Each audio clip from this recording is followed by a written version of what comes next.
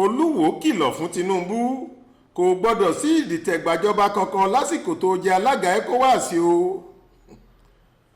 Oluwoo tìlú Ìwó ọba Abdulrasheed Adéwálé Àkànbí ti ké sí ààrẹ Ahmed Tinubu láti dìde gìrì kó má sì ṣe fààyè gba ìdìtẹ̀ gbàjọba tí àwọn kan ń gbé ìgbésẹ̀ rẹ̀ lórí ààrẹ Mohamed Bazoum ti orílẹ̀-èdè Niger. Ọba Adéwálé sọ̀rọ̀ yìí nínú àtẹ̀jáde kan tí akọ̀wé ìròyìn rẹ̀ Ali Ibrahim fi síta, èyí tó fi dábàá pé kí àjọṣepọ̀ wà láàrin àwọn ológun ilẹ̀ Áfíríkà láti lè rí dájú pé ìdìtẹ̀gbàjọba orílẹ̀-èdè Niger kò so èso rere.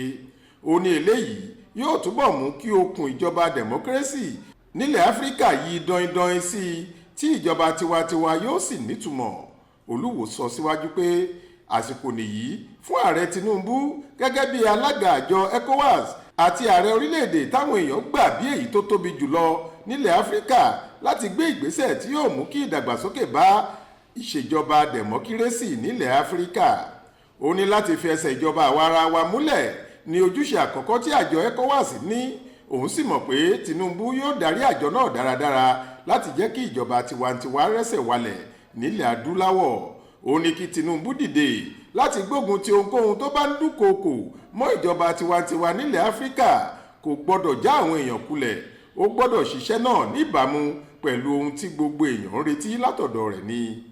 Kò tí ì ju ọjọ́ kan sẹ́yìn lọ táwọn ológun dìtẹ̀ mọ́ ààrẹ orílẹ̀-èdè Niger tí wọ́n sì sọ pé àwọn ti gbàjọba. Florence Babasola ló ṣàkójọ ìròyìn yìí fún iléeṣẹ́ tẹlifíṣàn Aláròye online. Faith Adébọ́lá ló kà á sétí ìgbọ́ yín.